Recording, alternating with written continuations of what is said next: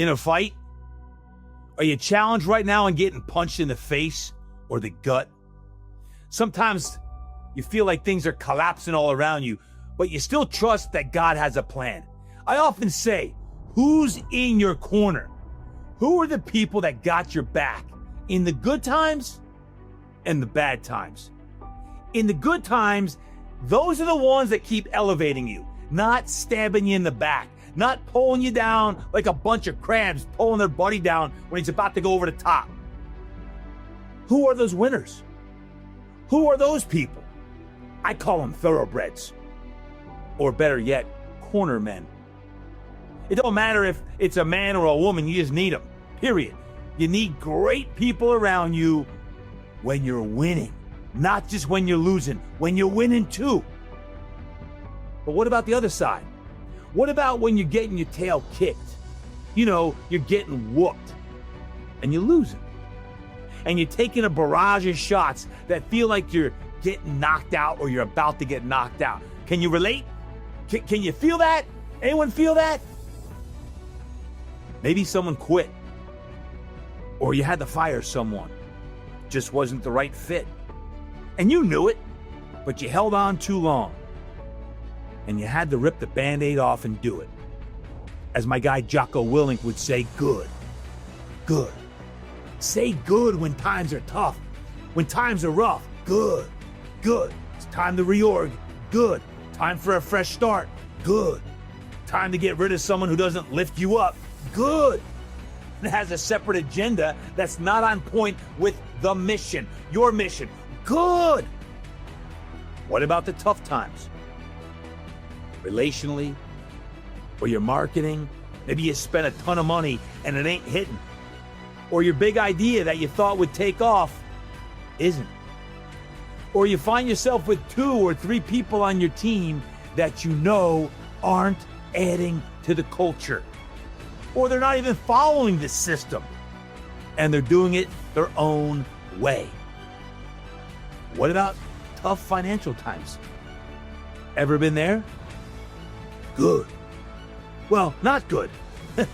But it forces you to do many things that are going to correct it. Good.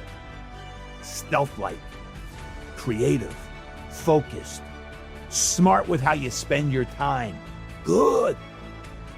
So, are you ready to make big, bold moves in the depths of despair?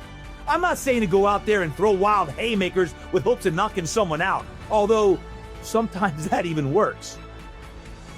I'm not even saying swinging for the fences to have to hit a home run because you're down in the contest. How about just getting back to the basics? 5 things and 5 things only. And here's what I got for you today. Number 1, get aggressive. Get aggressive. Not be aggressive. Get aggressive. No more scarcity mindset. No more stinking thinking. No more running scared. No more, there's no good people out there I can find. Hogwash. Be aggressive and go attract the person that you desire. But you must be that person you desire. Get aggressive. Number 2, think big and dream about your future. Think big and dream about your future. My man, Pastor Jeremiah, says this: you gotta make your dreams bigger than your memories. Well, he says you must make your dreams bigger than your memories. I say, you gotta make your dreams bigger than your memories. Amen, Doc.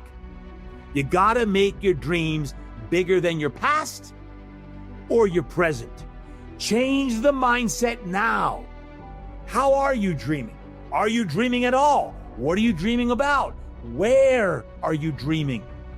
Dreams keep you alive and give you the energy and the passion that you need to survive.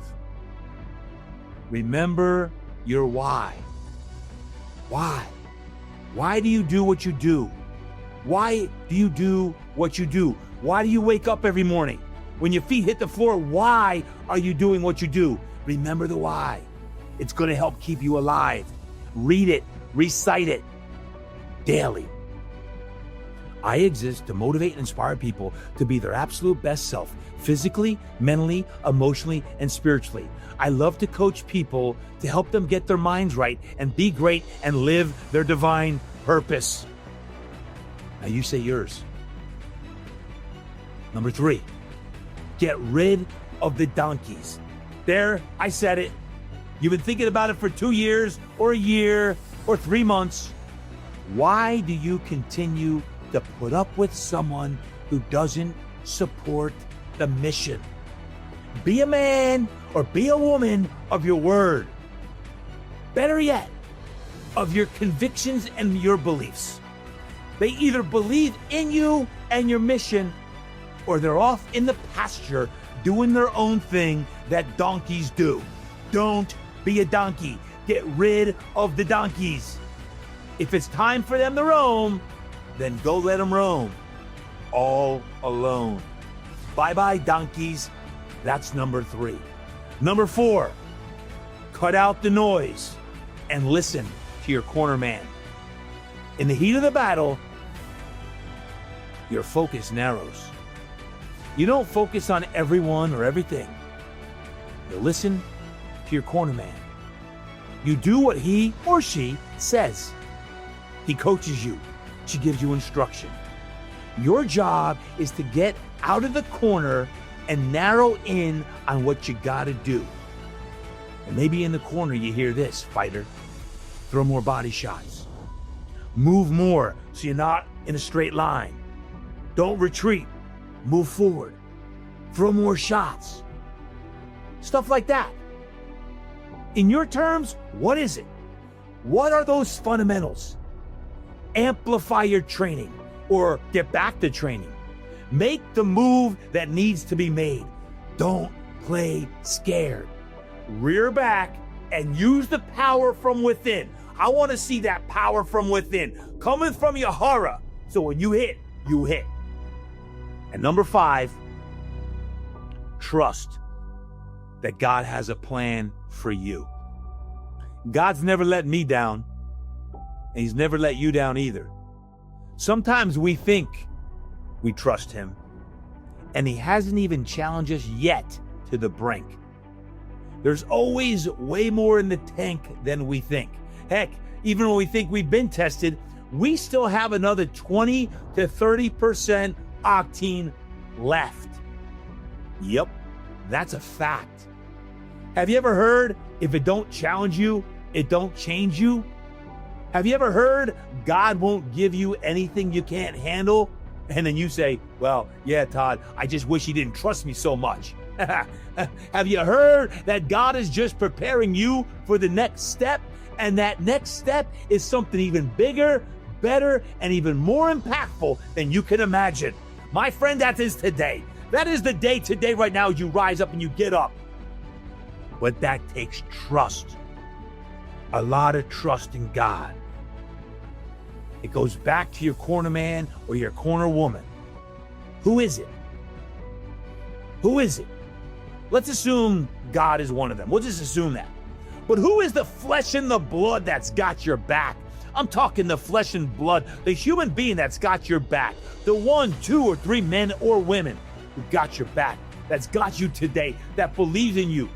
Hang with them even more. Listen to them even more. Show up at their events even more. And then act on the wisdom they provide.